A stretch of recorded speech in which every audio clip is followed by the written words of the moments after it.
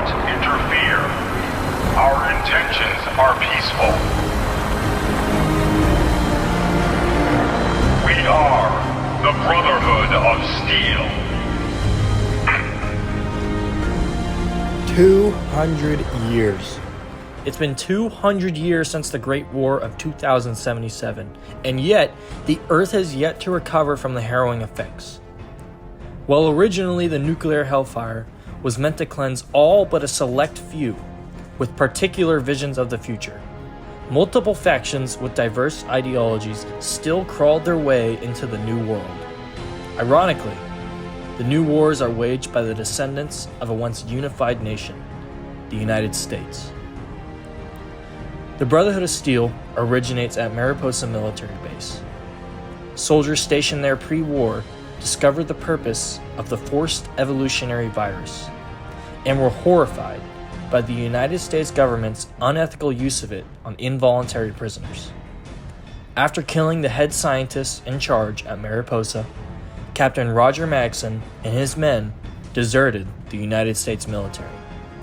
3 days later, the Earth would be reduced to a radioactive wasteland within 2 brief hours. 2 days later, the group left Mariposa Military Base to the Lost Hills Bunker.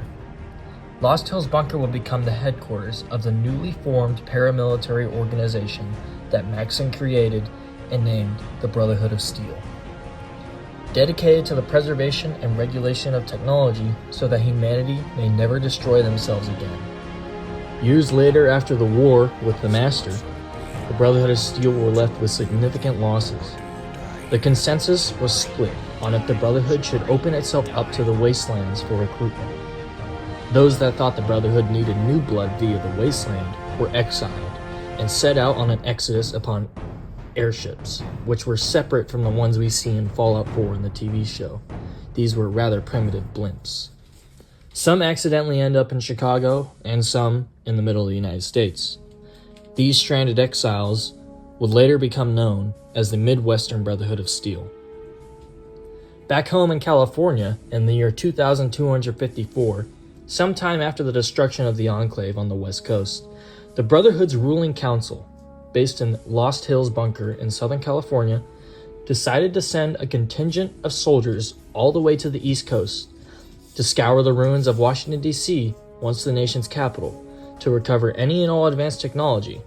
And in addition, the expedition was to re-establish contact with the, at the time, Eastern Brotherhood, which is now the Midwestern Brotherhood of Steel.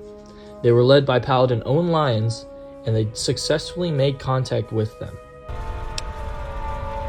The West Coast, unless something has changed. There's been no contact with them for the last several years. There's also a small detachment in Chicago, but they're off the radar. Gone rogue. Long story. The Brotherhood has been battling super mutants for decades. First out west, then in Chicago, now here. The Midwestern Brotherhood of Steel, featured in the game Fallout Tactics, occupies Chicago. The Chicago area has also been referenced to have Enclave outposts, but depending on how you interpret it, the Midwestern Brotherhood of Steel might have wiped out the Chicago Enclave. If not, perhaps both of them occupy the city. Anyways, Fallout Tactics offers a unique perspective on the lore of the Fallout universe. It's established as a separate entity from the original West Coast Brotherhood. The Midwestern chapter brings its own ideologies, struggles, and triumphs to the post-apocalyptic landscape. The origins of the Midwestern Brotherhood of Steel trace back to the West Coast Brotherhood of Steel, which is a techno-religious organization dedicated to preserving pre-war technology and knowledge. However, as the Brotherhood expanded its influence eastward, a detachment led by Brotherhood soldiers under the command of Paladin Latham separated from the main organization. This detachment eventually established the Midwestern Brotherhood of Steel in the heartland of America. Central to the Midwestern Brotherhood's ethos is the preservation and safeguarding of technology in the aftermath of nuclear devastation. Unlike the Western counterparts, who often exhibit a strict adherence to their doctrine and isolationist tendencies, the Midwestern Brotherhood adopts a more pragmatic approach. They recognize the value of recruiting outsiders into their ranks, integrating them into their society, and utilizing their skills to further their cause. The unique difference between the Midwestern Brotherhood versus the West or the East is the Midwestern Brotherhood recruits ghouls, super mutants, and even intelligent Deathclaws. This characteristic alone would prove to be an unreconcilable difference to the other chapters.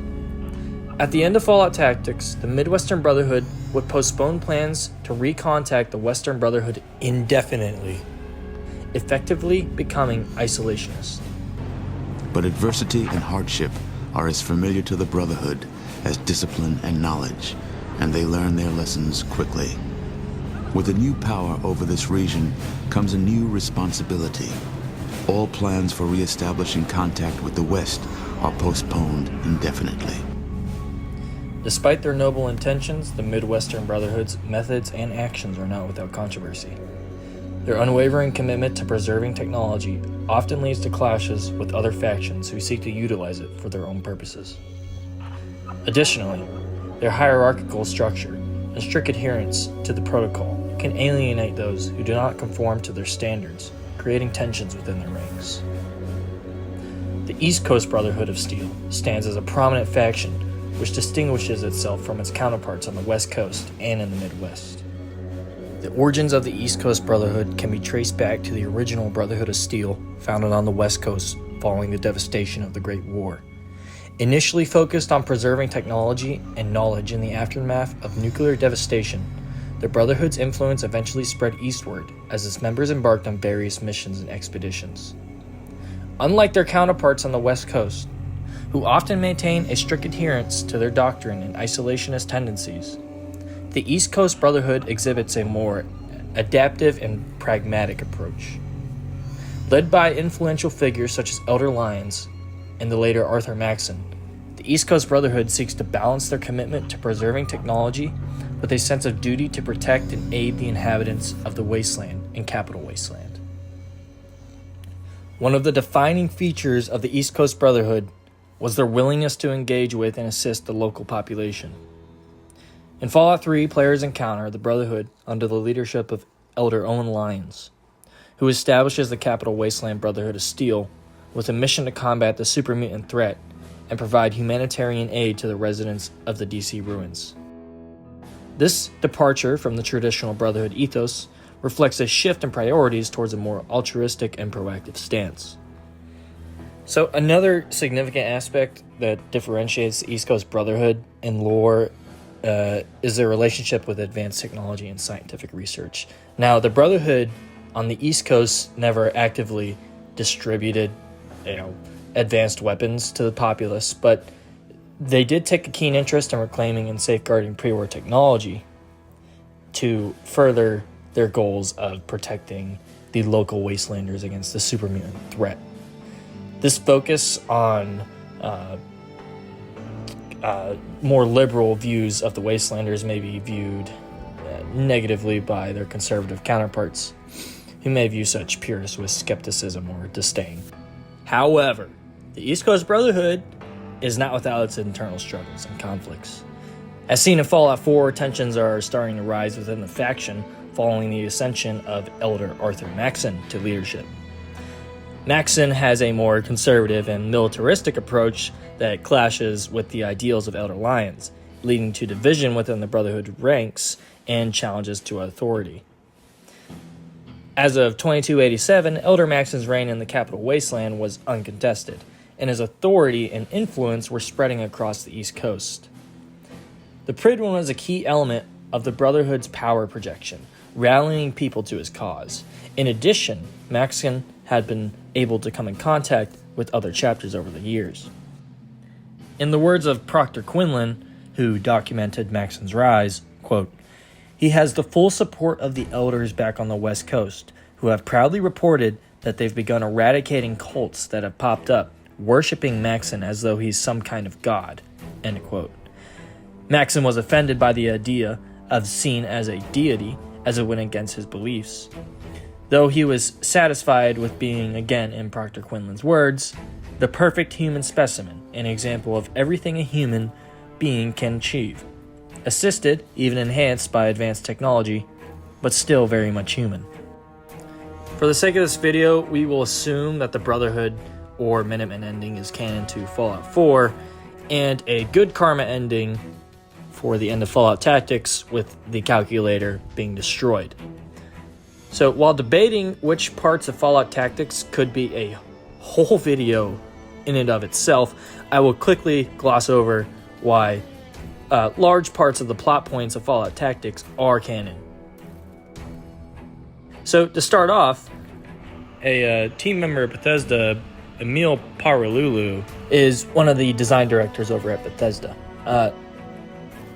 In an interview, he himself states that parts of Fallout Tactics are canon. Canon always starts with what is in the games.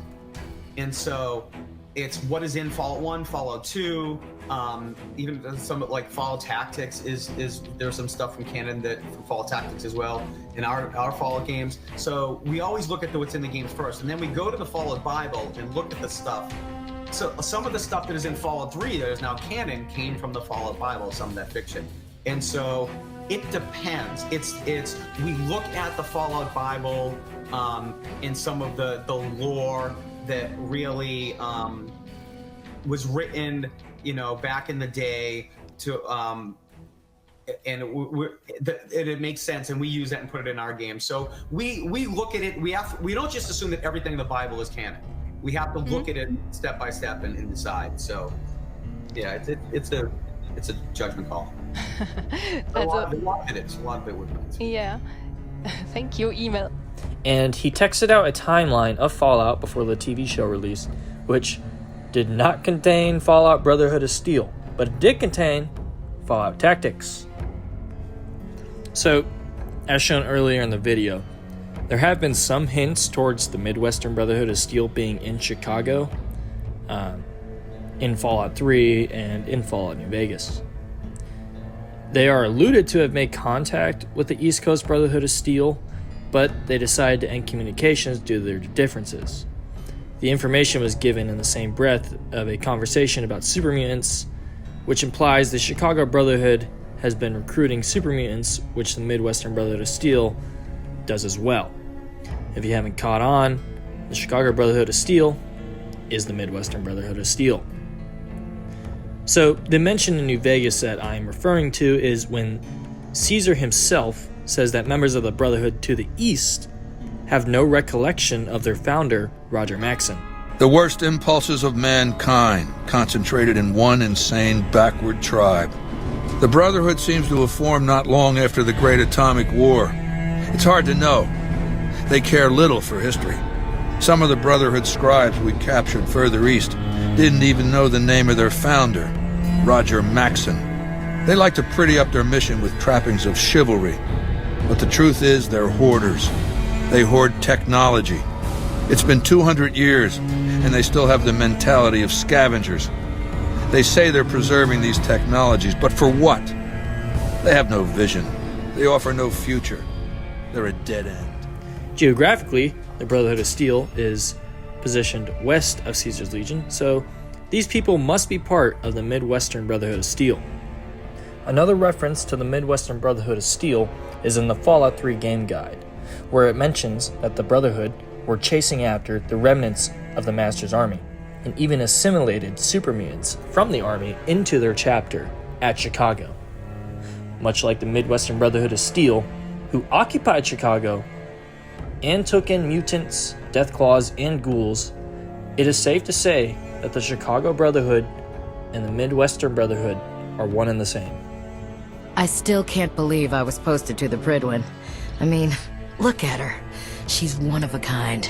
Actually, the Brotherhood of Steel had a whole fleet of these things at one time. They weren't as advanced as the prydwen, mind you, but seeing them fill the sky must have been an impressive sight. Are you kidding me? What happened to them? Not sure, really. Most of them were destroyed fighting super mutants, or scuttled for parts.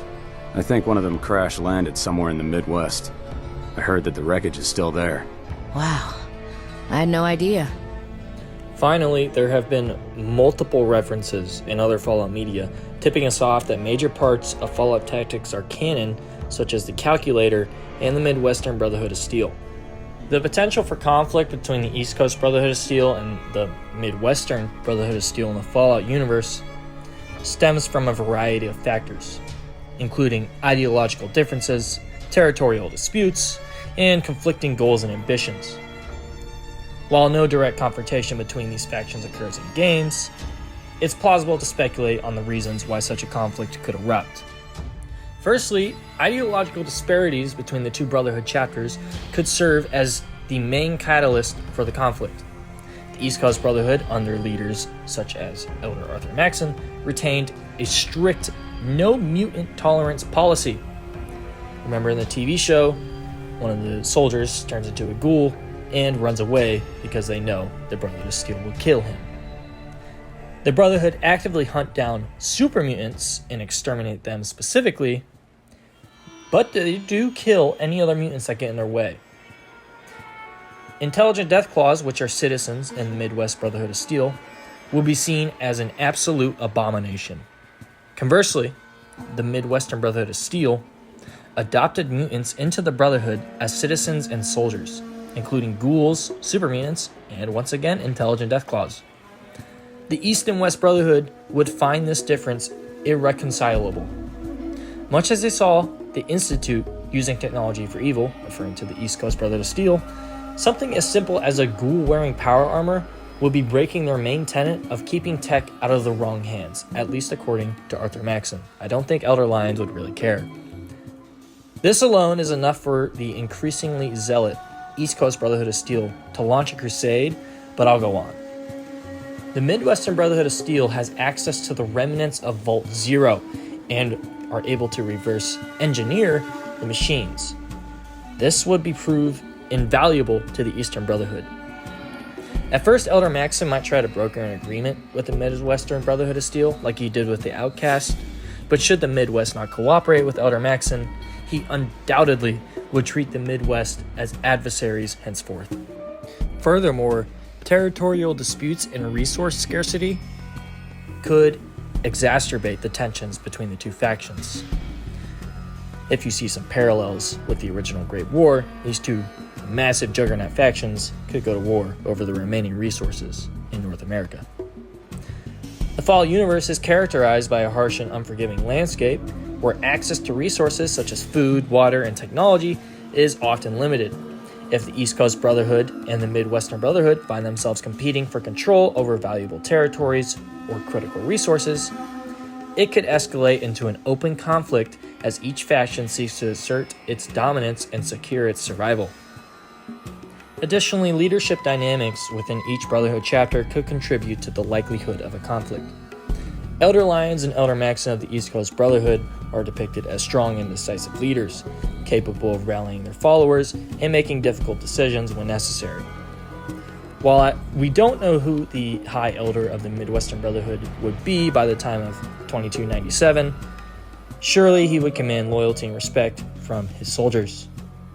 If tensions arose between these leaders, or if one faction perceives the other as a threat to its authority or autonomy, it could spark a conflict as each side seeks to protect its interest and assert its dominance.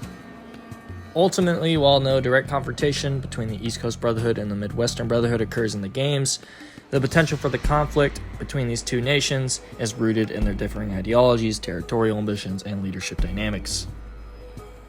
In the unforgiving wasteland, when survival often comes at the expense of others, it is not difficult to imagine a scenario where these two Brotherhood chapters find themselves on the opposite sides of a battlefield, locked in a struggle for supremacy and survival. During the Fallout TV show, the Eastern Brotherhood of Steel sent the prized Prydwen to assist the West Coast Brotherhood of Steel, going as far as to build a base within prior NCR territory.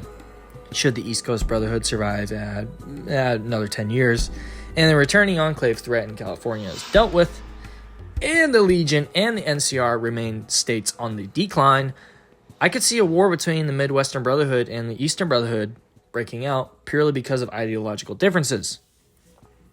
These two would undoubtedly be the juggernauts of North America, with the Midwestern Brotherhood of Steel having a century to recover from their war with the Calculator, along with controlling large swaths of land in the central United States, and the Eastern Brotherhood built to an enormous point, controlling the entire eastern seaboard, along with now Southern California.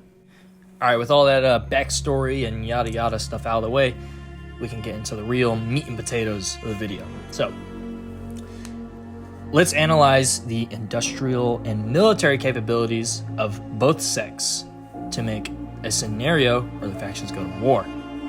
So the Eastern Brotherhood of Steel is going to go first. At the end of Fallout 4, we know one of the two endings are canon, due to the Prydwen being present in a Fallout TV show. Those endings that could be canon include the Minutemen ending or the Brotherhood of Steel ending.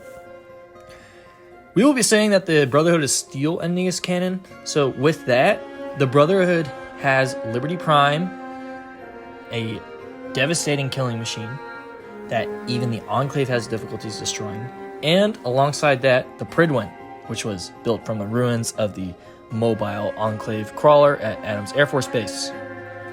The Prydwen provides mobility and aerial supremacy, along with a side fleet of vertibirds.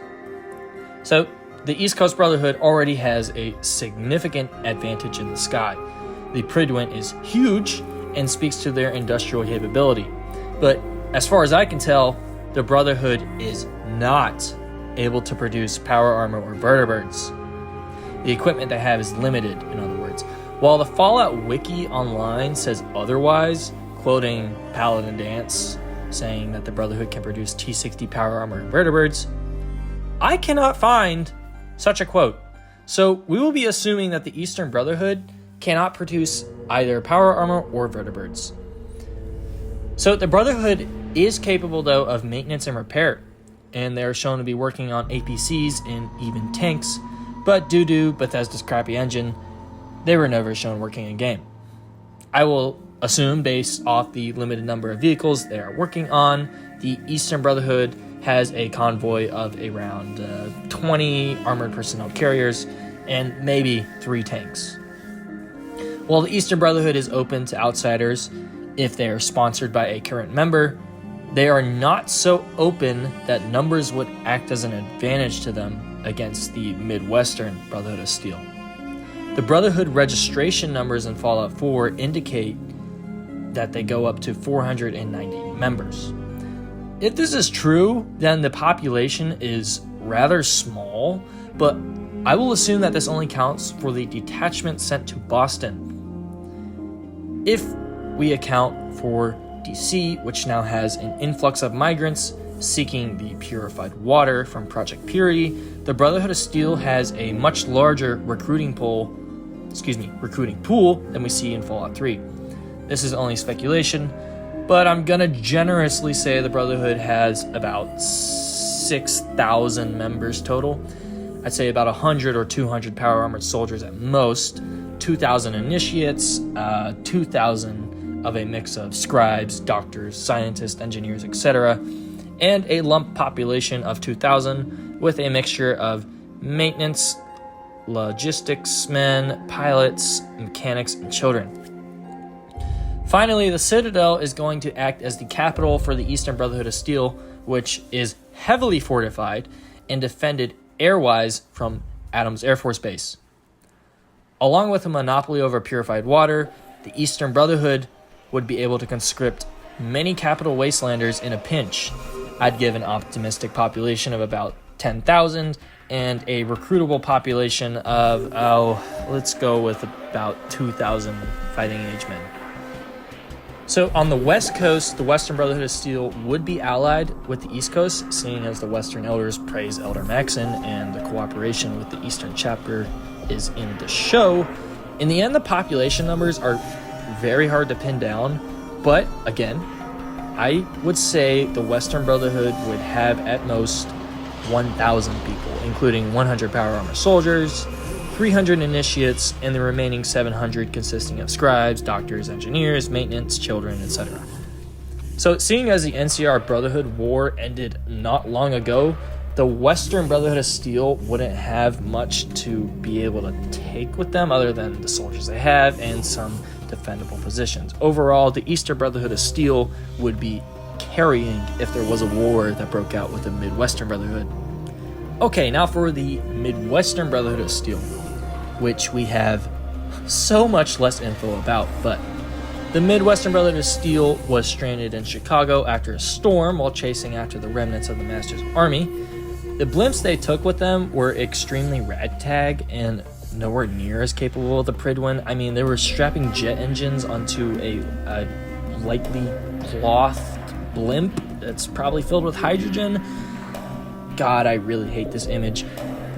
But it's nowhere near capable as a prydwen, so they probably wouldn't even bother rebuilding them. Should the Midwestern Brotherhood of Steel even try to use those against the Eastern Brotherhood of Steel, a single stray bullet shot towards them would likely cause the entire blimp to crash in flames. So the only way the Midwestern Brotherhood of Steel could have some sort of air power is if they obtained vertibirds from, I don't know, the Chicago Enclave or some other pre-war military sites. But as far as we know, they have found none. This means the Midwestern Brotherhood of Steel has no air power. They have been shown to use rather janky pre-war planes in the art that I was showing. I'll show it again. So I'm going to give them a small scout plane force of maybe like 10 or so planes not meant for combat. They do not have any robots from the Calculator's army because Vault Zero was destroyed. But one strength of the Midwestern Brotherhood of Steel will be their vehicle convoys.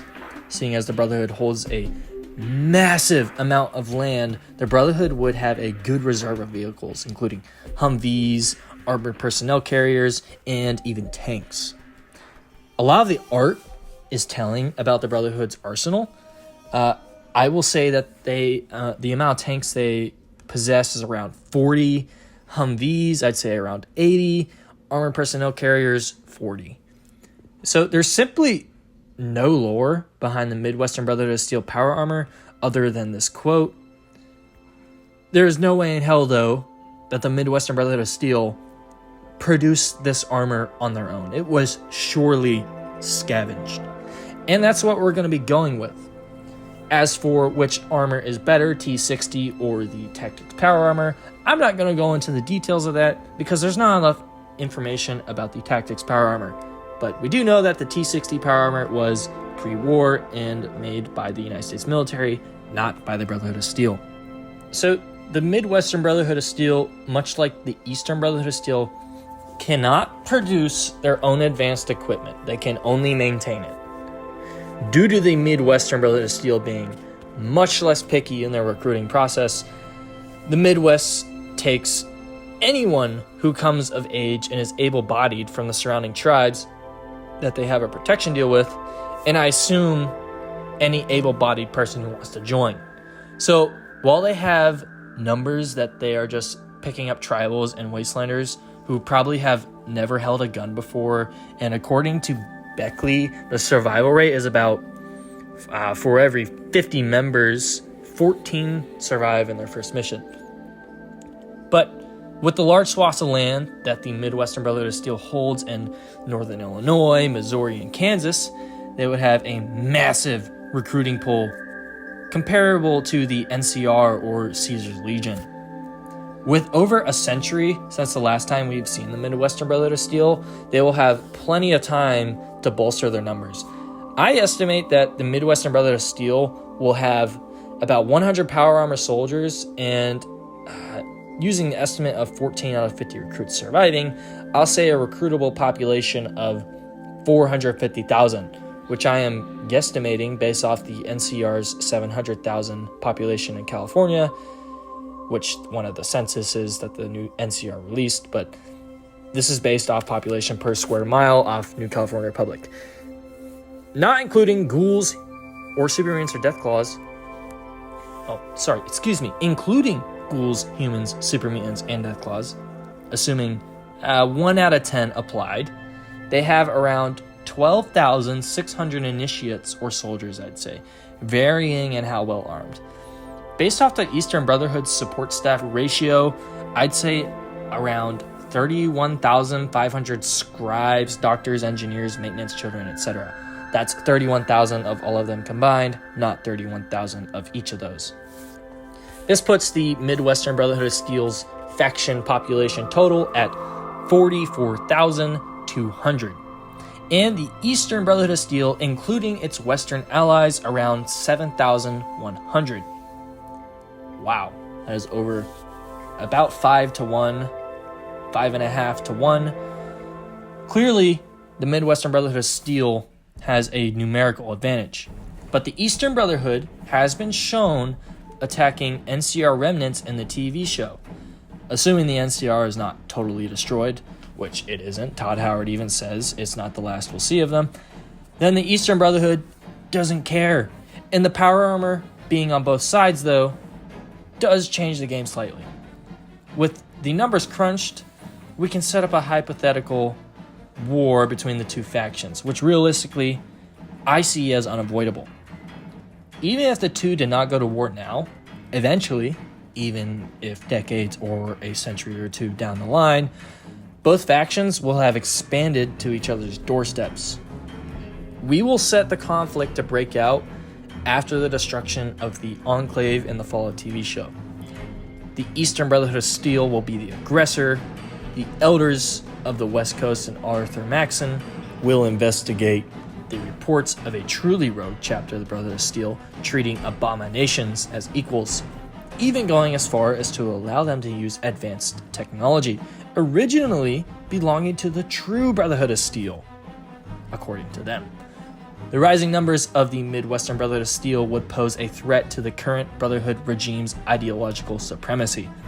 Should the Midwestern Brotherhood of Steel rise to be the unquestionable superpower of North America, the Eastern Brotherhood of Steel will be unable to compete. While the Eastern Brotherhood of Steel can loosen their already taboo recruiting pace, they cannot outpace the Midwestern Brotherhood of Steel's indiscriminate recruiting campaign of savage tribals, mutants, and abominations.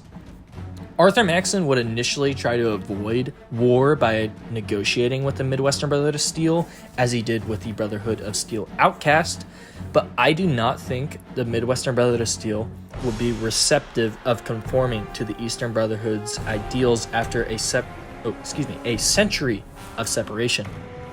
Now, Roger Maxon absolutely despised nukes. Remember, Roger Maxon is the founder of the Brotherhood of Steel. Though Paladin Integrity in Fallout 76 was open to using them against the Scorched, let's just say Elders in the Brotherhood have not really followed in Roger Maxon's footsteps. I think if Arthur Maxon was given the ability, I have no doubt actually that he would use them against the mutant threat he wants eradicated. He is a hypocrite after all. The Midwestern Brotherhood of Steel is not held back either, seeing as they used a nuclear warhead on Vault Zero. Given the chance, Arthur Maxon would nuke the Midwestern Brotherhood of Steel if they did not broker a deal to stop recruiting mutants and abominations. Arthur Maxon would only do this, though, when there were no other major nearby threats, such as the NCR, Legion, or the Enclave. Should a war begin, the Midwestern Brotherhood would have mobility as an advantage, given their sizable Humvee stockpile. But Humvees will only be useful in quick ambush-style attacks. The Midwestern Brotherhood's only weapon to use for a frontal assault would be their tanks, though given the incredible logistics and coordination needed to pull an attack on the Western Brotherhood or Eastern Brotherhood, the tanks would prove difficult to use offensively unless used in home territory. The Citadel and Lost Hills would prove invincible to the Midwestern Brotherhood of Steel, and Vault Zero nearly invincible to the Eastern Brotherhood of Steel. At the beginning of the war, of a hypothetical war, Liberty Prime would be an invaluable asset, as shown in the alternate endings of Fallout 4. When the prydwen is destroyed, Liberty Prime has insane firepower. No doubt any of the tanks the Midwestern Brotherhood of Steel posed against Liberty Prime would be quickly destroyed. And given the Midwestern Brotherhood's limited recon, the Midwestern Brotherhood of Steel would have problems knowing where Liberty Prime is at any given time. With Vertibird coverage and the prydwen spearheading an attack into the Midwestern Brotherhood of Steel, the Midwestern Brotherhood of Steel would be slaughtered. But due to Liberty Prime's power consumption, he would have to stay near the fusion-powered prydwen to recharge, making it an extremely slow assault with Liberty Prime. Over time, the recon planes the Midwest had would be whittled down to nothing after every recon, leaving the Midwest practically blind to a war covering thousands of square miles should they not be careful. You see, the Eastern Brotherhood would be waging a war of annihilation, not conquering. Likely they would push to Vault Zero in hopes of decapitating the leadership of the Midwestern Brotherhood, but given how far they would have to traverse with Liberty Prime or via land vehicle, the Midwestern Brotherhood would have plenty of time to evacuate their leaders into hiding. For this reason, the Eastern and Western Brotherhood would have to coordinate on locating the Midwestern Brotherhood's leaders before the war began. Should they surprise the Midwest and execute their leaders, the Midwestern Brotherhood would be dazed but not defeated. From that point on, the Eastern Brotherhood would have to find a way to quickly install a new Brotherhood regime. A conventional drawn-out war would not be feasible, seeing as all chapters are hundreds of miles away from each other, and the Midwestern Brotherhood of Steel outnumbers the other chapters numerically. They would have to welcome the new Midwestern Brotherhood regime with open arms, and treat all humans with a lineage in the original Brotherhood as equals, and properly reward them should they switch sides to the Eastern Brotherhood ideals. So let's say after years of planning and successful infiltration of the Midwestern Brotherhood of Steel, the Eastern Brotherhood of Steel has determined the Midwestern chain of command has gathered into Vault Zero. A quick surprise assault aboard the Prydwen with 4 vertibirds mounted and a generous 50 knights and 200 initiates ready for a direct assault. The battle would be bloody. Against the capital of the Midwestern Brotherhood of Steel, Vault Zero surely has been reconstructed to part of its potential before it was destroyed alongside the calculator. While an attack on the capital would be costly, it would pose as a symbolic victory for the Eastern Brotherhood of Steel and put the Midwestern Brotherhood of Steel close to capitulation right off the bat. Upon the end of the Battle of Vault Zero, with the Eastern Brotherhood of Steel successfully killing the High Elder of the Midwestern Brotherhood of Steel along with his entourage, and controlling the capital of the Midwestern Brotherhood of Steel, the Eastern Brotherhood of Steel, Arthur Maxson, would reach out once again to negotiate surrender, offering aid in starting a new chapter of the Midwestern Brotherhood of Steel aligned with the Eastern's current ideology, on the condition that the High Elder is appointed by Elder Maxson along with a new government cabinet. Some of the Midwestern Brotherhood of Steel would defect to the Eastern Brotherhood of Steel and effectively be part of this new puppet state. I'd say maybe 20% to 30%, but undoubtedly, whether after the attack of Vault Zero or a couple years into the future, Loyalists would wage a guerrilla war with the many assets now split between the Loyalist and Traitor chapters of the late Midwestern Brotherhood of Steel. As the Midwestern Brotherhood did during the war with the Calculator, the new Loyalist Brotherhood, or the Mutant Liberation Army, would wage asymmetrical warfare against the Eastern Brotherhood of Steel and the new Traitor Brotherhood sect. Backed by the East and Western Brotherhood of Steel, the Traitor sect would prove a valuable stretch of friendly territory for the Eastern Brotherhood to ferry arms and wage war and eradicate the mutants and abominations. Liberty Prime would be deployed along with the Prydwen and would be the face of the Eastern Brotherhood, powerful, invincible, technologically superior generally speaking. The Loyalist sect would have no issue in recruiting even more initiates into their ranks, spreading propaganda and displaying this as a war for survival. For every mutant killed, 2 would join. The Eastern Brotherhood and the Traitor sect would increasingly be seen as an exterministic invader, much as the Enclave, as pushed by the Loyalist sect. Liberty Prime, as predicted, was unstoppable, destroying any transports driving across the flat, barren wasteland. But as the Loyalist guerrilla war waged on, the Eastern Brotherhood and the Traitor sect would see increasing losses. The Brotherhood could not fight this war as they had hoped. The logistics of maintaining this war was simply not feasible. The occupation of the area could not be done either. The Eastern Brotherhood simply didn't have the manpower to police the waste. Much of the wasteland became lawless. The Brotherhood then would have two options at this point. One, they could maintain the course of the occupation despite the horrible local public opinion and continued resistance, or two, they could start to eradicate the mutants. With option one, the traitor sect has waned in support in the local population's revolt. The Eastern Brotherhood has started to lose faith in the traitor sect and the ability to prop it up for much longer without impossible investment. Clamor in the Eastern Brotherhood would undoubtedly arise, arguing to pull out of the region. With a war being waged so far from home, the Eastern Brotherhood pulls out of the region after years of occupation. Much was lost rather than gained from the entire conflict. This is also not taking into account if the other sects of the Brotherhood would even care enough to intervene, such as the currently non-canon Texas Expedition, who recruited ghouls, or the Washington sect of the Brotherhood in the cancelled Fallout Extreme, who actively exterminated mutants. If these two became canon, the Brotherhood would likely have a continental war over the treatment of mutants and the allocation of technology. Without the Eastern Brotherhood's support, the Loyalist and the Mutant Liberation Army quickly toppled the weak puppet state that was installed. So with option 2, the mutants and abominations are killed indiscriminately. Ghouls are treated the same as super mutants and Deathclaws alike. They are all slaughtered. The process would be slow and grueling, but now the picture the Loyalists framed the traitors and the Eastern Brotherhood of Steel would be correct. The Mutant Liberation Army would gain significant traction.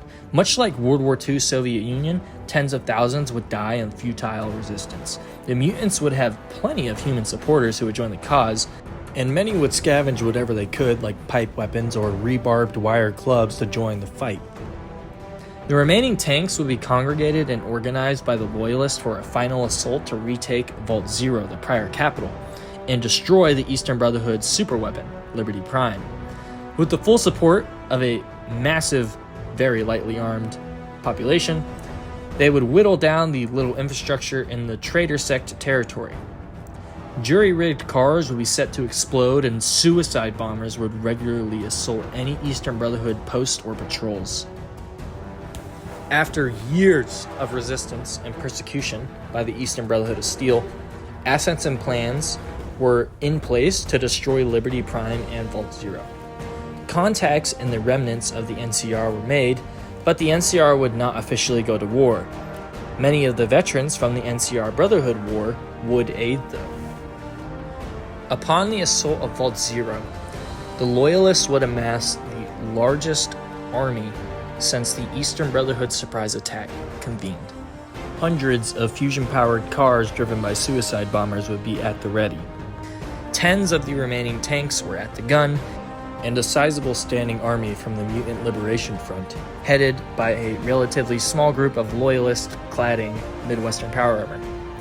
Most of the assets available to the Loyalists were put into this assault. Should the Eastern Brotherhood lose Liberty Prime, they would lose a safe landing area for the Prydwen.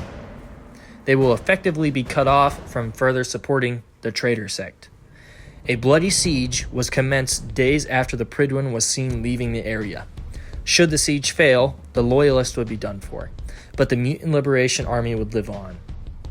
As a line of fusion-powered cars led the assault, a chain of blinding explosions lined the horizon as they drove off and detonated. The remaining APCs and Humvees would transport the Loyalist Brotherhood of Steel Knights to the front line, which was wrought with havoc and raiding debris. Traitor and Eastern Brotherhood of Steel forces would emerge, but the outer perimeter returned fire. A deadly firefight would ensue with hundreds of mutant bodies littering the battlefield. Every so often, a Loyalist Knight fell. One by one, the assault sustained losses. Liberty Prime, stomping up and crushing any mutants unlucky enough to be at his heel, beamed red lasers annihilating incoming troop transports. The Loyalists had yet to lay a dent onto Liberty Prime. Nothing was working. Not the bombs, not the bullets, not the blood. He was invincible. A semi-truck loaded with explosives burst through the front line and rammed directly into the shin on Liberty Prime, effectively immobilizing him. Liberty Prime would fall to the ground arms outstretched, surrounded by black smoke. A loyalist knight would climb onto his head, and with a bright red flash, the knight was cut in half directly in front of Liberty Prime's visor. Surely everyone in the battlefield noticed. Even the weakest of the mutants at the moment gained confidence. Some more than others, who sprinted up to the fallen behemoth to land a hit, only to be squeezed into a red mist by the giant's ever-reaching hands. Eventually, bodies crowded around Liberty Prime, super mutants beating on the hull and Deathclaw piercing the skull cap. Unfortunately, for the surrounding crowd, a super mutant suicider leaped directly into the chin of the Iron Giant, killing the nearby combatants. As the red mist cleared, the war machine lay defeated, broken, and bruised, sputtering pre-war propaganda on repeat. The tide of the battle had turned, and the swarm overran the remaining garrison. Vault Zero had fallen, and the symbol of the traitors too. With the destruction of the only safe hub for the Midwestern Brotherhood of Steel lost, and the significant resources wasted in the region, the Eastern Brotherhood would leave disgraced. The voices back home will be calling to an end for the occupation, which will grow louder and louder as the actual benefits from the entire ordeal fail to appear. As a final act of defiance, the Brotherhood, the Eastern Brotherhood, would self-destruct every Midwestern Brotherhood bunker that they had in possession, and utilize scorched earth tactics. Upon the defeat, the NCR might capitalize on the Western Brotherhood's defeat as well, and finish the remnants off. The Eastern Brotherhood of Steel might return to DC with the Prydwen and face serious political upheaval, leading to Elder Maxim being blamed and ultimately removed from power. However, the Eastern Brotherhood would reshape as isolationist, and the Midwestern Brotherhood of Steel would reform under a new name unassociated with the trauma from the ones who had tried to exterminate them. The Brotherhood effectively would cease to exist. I know that there are other sects of the Brotherhood of Steel, but there is so much lore to take into account that would have minuscule effect, such as how the Idaho Brotherhood would react or something stupid like that. That being said, this entire video is speculation, and Bethesda will pick and choose what lore they please from Fallout Tactics. Now, the far future in fiction has always interested me. I find the idea specifically of Fallout very interesting. Just imagine a world 500 years after Fallout 4. None of the factions prior would have existed. Nothing would have seemed to have mattered. North America, Asia, Europe, everywhere would have reformed under a new identity. Totally alien to what the Enclave and Vault-Tec originally designed. So alien that these new nations wouldn't even recognize the United States or the old world. Would the tragedy of the first nuclear war fade in the memory to the inheritors of the Earth? Would a new golden age, centuries after the mistakes of the Great War, be abruptly ended by a short-sighted, emotional decision of national leaders? That's what captivates me. The future in the fictional world enthralls me in it. We may not be able to see into the future of our world, our Earth, but these stories let us explore, if we could, how our collective decisions and mistakes would shape countless lives down the road to eternal suffering or eternal bliss. Humanity and civilization have been built upon the bodies of our ancestors, a mountain of lives built to get us higher and higher. But the bigger we are, the harder we fall. And I think that's why Fallout and post-apocalypticism intrigues me so much. Back to the universe of Fallout. I think the greenery of Earth would start returning in 150 to 300 years, and the widespread background radiation would turn into small pockets. Water would become clean, farmlands and forests would be planted across the Earth again, and rivers and lakes would sustain civilization long enough at that point. The old rivers and lakes of the pre-war world won't return though.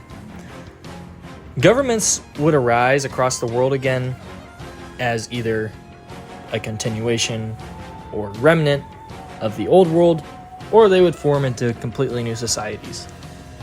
Civilization would eventually rebuild, old collapsing cities would be reoccupied, and ruins would be scavenged and demolished as new structures replace them. Roads and railways are already working again. They would expand in scope though.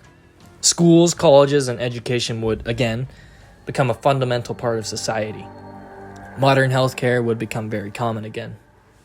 Mutants would be eradicated since they are already being forced to hide or flee in the fallen universe, and all pre-war feral ghouls would have rotten away to death by then, or be cleared out with a few exempt reminders. Clean water and power grids would restart, someone would find a new gold mine, and a new note-based currencies will again replace bottle caps. Trade overseas will commence as people properly learn how to rebuild ships, first from scrap and then from mined materials. Eventually, I think that by the year 2500, humanity will have finally moved past the apocalypse completely, and for the first time since the bombs dropped, people would actually conduct new research instead of just rediscovering old world tech. The only people prior who researched anything new after the bombs fell was the Enclave Institute. If the Eastern Brotherhood wants to survive till then, they have to reform from their superiority and bully attitudes, lest a more advanced wasteland may be fed up with being ruled by them and revolt. Eventually, though, the Brotherhood will run out of power armor, and all their advanced weapons and armaments will be beyond repair. Without technological advancement, the Brotherhood will fade into obscurity, much like a declining kingdom in the Dark Ages.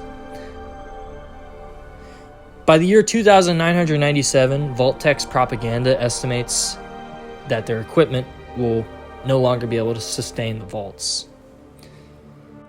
And the only evidence we have for the fate of the wasteland is from an intelligent jukebox. It is said that in the year 2910, 700 years after Fallout New Vegas, this jukebox saved Big Mountain from an invasion. Blind old Jefferson, with sounds the courier brought him, created a symphonic counter-frequency that saved Big Mountain from sonic invasion in 2910. If you didn't hear about it, good. This could indicate that humans have not found Big Mountain after all that time. Or something bad has happened, keeping humanity at the same post-apocalyptic conditions hundreds of years after. One possibility is that old grudges from the original Great War lingered on, and the age-old battle of communism versus capitalism carried. In the canceled Fallout game known as Fallout Extreme, according to the design document, that the game would have taken place almost a century after the Great War. The Brotherhood of Steel, the once silent organization, had been expanding and seizing more and more territory under its control. The area of their influence stretches as far as Alaska, where their new headquarters is now located. Their agenda leaves little room for the survival of radiation or forced evolutionary virus outbreak victims. The local humans are either drafted into the ranks as cannon fodder or enslaved, and mutants are outright eradicated. They are whom the player would oppose during the first half of the game. The player would control a squad of revolutionaries known as the Cause throughout the game. They would gain momentum starting in Oregon, then north through Washington, Canada, and eventually reaching Alaska. Each reclaimed town would vow loyalty to the Cause. Eventually, their iron-fisted rule would result in the revolutionary force known as the Cause rising up and overthrowing them about a century after the Great War. However, it would be revealed that the post-war Chinese Empire still threatened the former United States, which the Washington Brotherhood had sought to stop. After defeating them, the player would learn why the Brotherhood set out to Canada and Alaska in the first place. The Cause must now venture across the Bering Strait, through Russia, Mongolia, and finally into China, in order to disarm the doomsday missiles that would obliterate what is left of the United States of America. The endgame would then take place within the Forbidden City, where the Chinese Emperor resides. The Cause adopts the Brotherhood's mission and crosses the Bering Strait into the remains of Russia. They pass through Mongolia, fighting a group of raiders known as the Horde of the Huns, and finally reach China. They defeat the army of the Golden Tiger with the new Imperial Guard, kill the Chinese Emperor, and ultimately destroy the nuclear missiles. According to President Richardson, China was blown back to the Stone Age and wasn't prepared like the United States was. China would have a massive ghoul population if true, but over the coming centuries, the sterile ghoul population would dwindle, leaving all of the Earth barren of humans except for North America, should the Chinese not strike once again to wipe North America clean. With the current amount of conflict in the Fallout universe, though, it's safe to say nothing was learned. And because of that, there will always be hostile nations. Fallout is doomed to a perpetual state of war. Eventually, whether before or after civilization has recovered, the Earth will be plunged once again into nuclear fire. Perhaps not on the level of the initial Great War, but nonetheless at a mutually assured destructive level. As these great North American powers crumbled, new ones would rise again to squabble and compete, maybe migrate, and start anew in foreign lands. Eventually, hundreds, maybe thousands of years from now, the world might heal and reform. But war? War never changes. Hello everybody, this is St. Donald Binks at the end of the video here. Thank you guys so much for watching this entire hour-long 1,000 subscriber special I've been putting together for a couple days. I've been on YouTube for about, almost a decade now. Yeah, almost a decade. I liked making all sorts of videos, Destiny videos, Halo videos, Fallout videos. Had the Halo TV show not sucked, I would have made theory videos about the Halo show. But 343 doesn't really care about Halo. But that's something else entirely. Back to the Fallout show. Man, I love it. It's terrific. There was a lot of controversy when it was first dropped, specifically about pretty minor lore details, but it's all been cleared up in interviews. I have plenty of other videos I have planned coming up. I have a couple out already about why I think the Enclave nuked Shady Sands, and why I think the Enclave is going to take Hoover Dam to infect it with FEV, kind of like in Fallout 3. And I have another video currently out right now about why the Master from Fallout 1 didn't find Vault 33. I have a couple other videos I want to make. I don't know why, just when the show came out, I have a sudden urge to make videos. A sudden urge to make a ton of theory videos. There's two videos I want to make after this. They're not as unique as the other ones, but I have thumbnails for them that I really like, which might sound like a stupid reason to most people, but I literally just want to make the videos for the thumbnails. Heck, I might as well just spoil the videos. The first one is not really super interesting. It's the NCR is still alive. They are not dead. They're going to come back. I have a really cool thumbnail that I like for that one. And the Eastern Brotherhood of Steel integrated with Caesar's Legion. I don't actually believe that, but again, I have a cool thumbnail for it. Yeah, I think it would be a pretty fun video to make. It's a unique idea.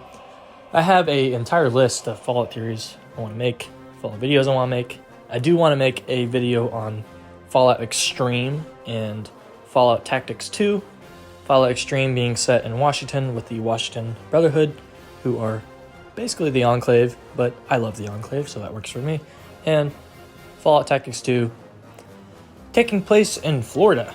Not much information on it, but see what we can make. Other than that, again, thank you guys so much for watching. I made this video as a special occasion for my 1,000 subscriber special. Let's see, anything else? I don't know if I mentioned already. I feel like looking back on my video, it was a bit fanficky during the war section, talking about that, but I had fun writing it. I tried to make it, somewhat not realistic, but what you can see in Fallout. As for, do I really think Arthur Maxson would declare war on the Midwestern Brotherhood of Steel? Probably not. I think they're just too far separated to even bother with each other. In actual reality, a war might break out, say, hundreds of years later, if the Brotherhood was even still relevant, which was a point I put in the end of the video, that due to the Brotherhood's lack of real technological progress, the Brotherhood is eventually going to fade into obscurity. I hope for the future of Fallout to delve into new factions, even if it's factions from canceled Fallout games, like Fallout Extreme, Fallout Tactics 2, or Fallout Van Buren. I really do hope they do that, go into some new factions. I'm all Brotherhooded out, especially after making all this. But anyways, thank you guys again so much for watching. This is St. Donald Binks, signing out. Your ride's over, mutie. Time to die.